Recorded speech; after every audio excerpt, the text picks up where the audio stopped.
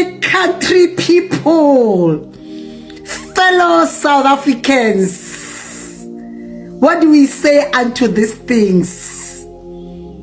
I just could not hold myself. Can you listen to this? We're ready for them.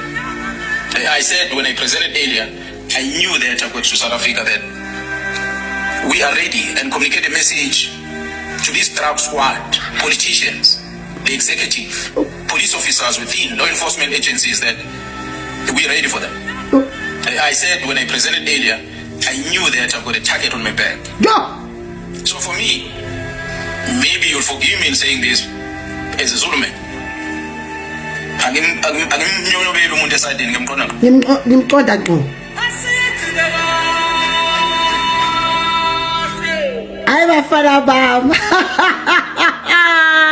This is what we're talking about. This is intentional leadership.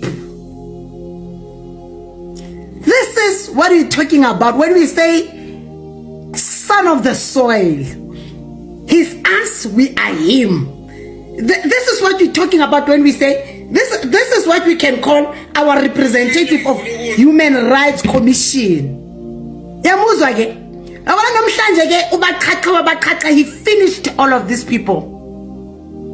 What level of boldness is this? What level of courage is this? This is an anointing from above. If you don't understand, fearless, set on a course, born in South Africa, for South Africans, for such a time. Ifuna ikumazeya, ifuna ikalabashante, ifuna makalibra kadosha, ifuna matal. This is another level. They've never seen it coming. They thought they could scare him. Ubapete one by one. He came prepared. He is set on a course that he must follow for this nation, South Africa. He is exposing them, even those that are retired, your Begikeles, your Mbalulas, they must all come and answer. What level of corruption? This is scary. He said a mouthful. This is explosive. Explosive. How bizani fire brigade? Kuyasha umlilolo. I just came here to say, guys, he has said a lot. Can you imagine 18 cases withdrawn against Matala in Gauteng only? Where does he come from? He is just holding this country at ransom in the pockets of politicians. General Mkhwanazi, we are voting in vain because the country is in the pockets of the cartels, the drug cartels.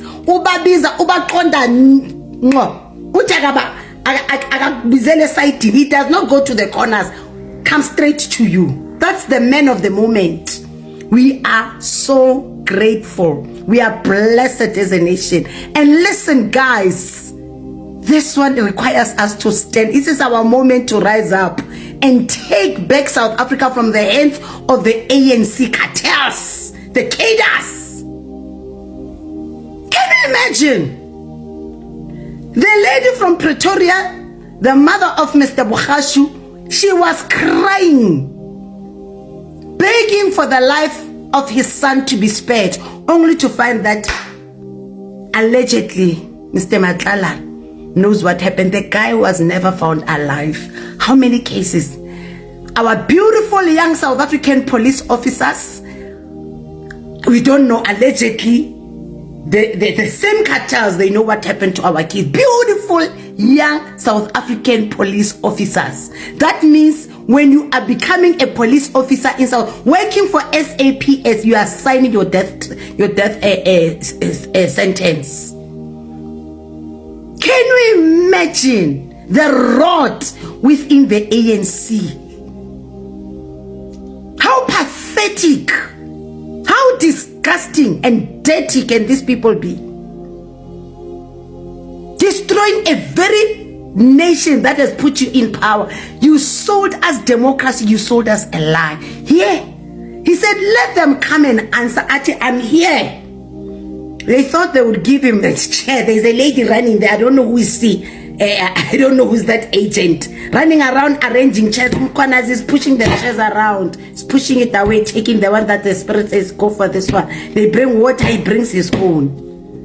This is a man set on a course. If, you know, he's gotten to a level where he says, if I perish, I perish. Say, any politician who is going to come against Mkhwanazi, you are coming against us as a nation, because this one, he's our last hope. He is us, we are him. There is so much that he is exposed, guys. You know, please, let's get into it.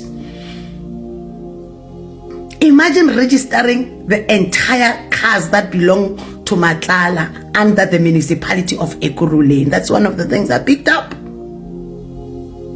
Affording him blue lights. Affording him blue lights, and yet he does not belong anywhere within the police services or the justice system. Unaliving our brothers and sisters, turning South African streets into a bloodbath. The very same people that we are trusting our lives with, the people that are supposed to protect us. Man, guys, he has said a lot. I just could not wait. 9 o'clock, 9 p.m. we are going live in the next 30 minutes. Ziantentema. Rough. And let's not take this for granted. Let's not sleep on this man. The man has sacrificed the Lord. The man has put his life on the line for us. This is what we're talking about. This is patriotism. This is a son of the soil. Wait.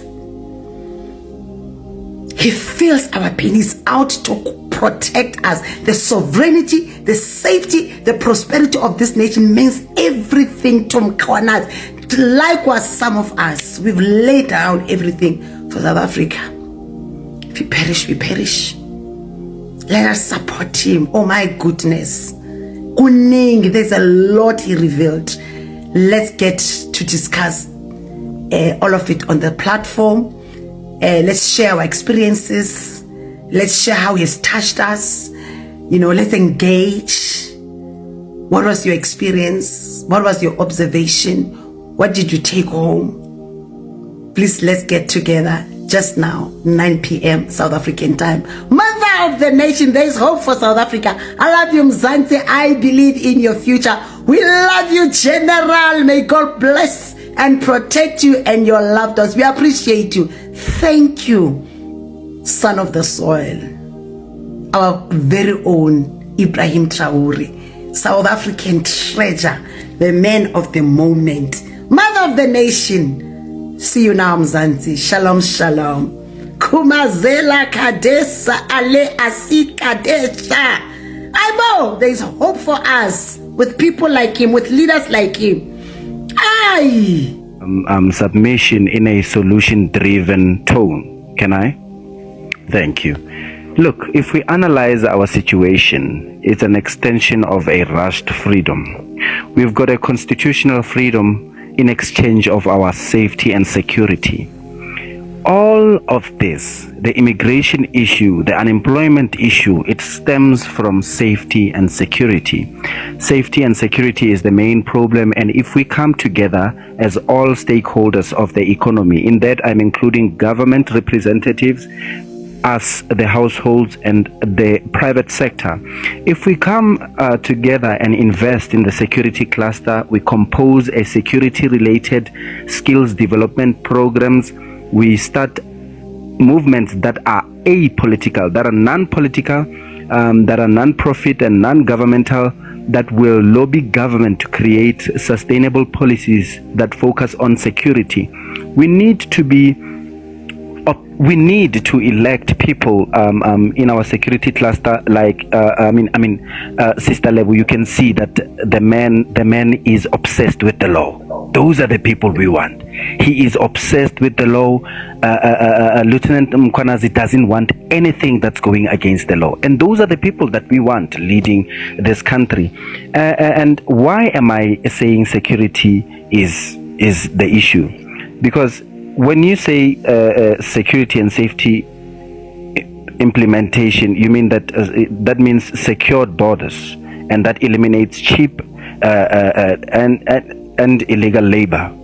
It eliminates it. We will not have illegal aliens coming to take our jobs. That will be a beneficial direction for people.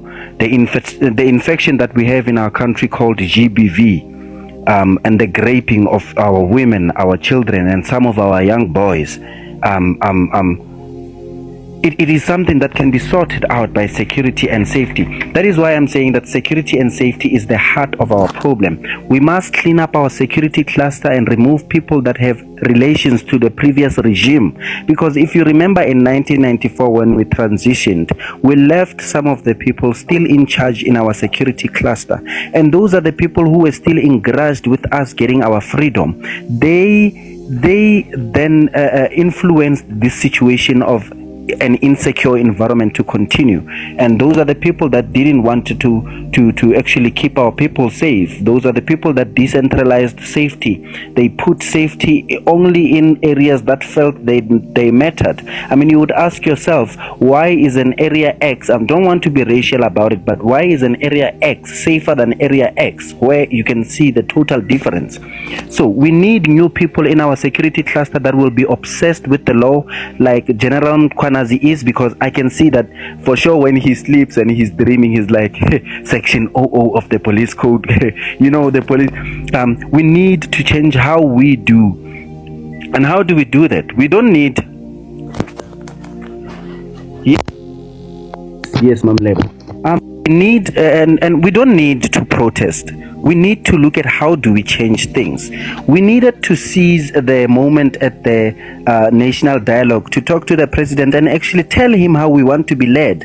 We shouldn't have went there and go there and maybe, you know, to cry about the issues. We should have went there and told him, ask him the questions. Do you think South Africa is comfortable with 417 plus parties? Are we comfortable with a 4-year term, and is it productive?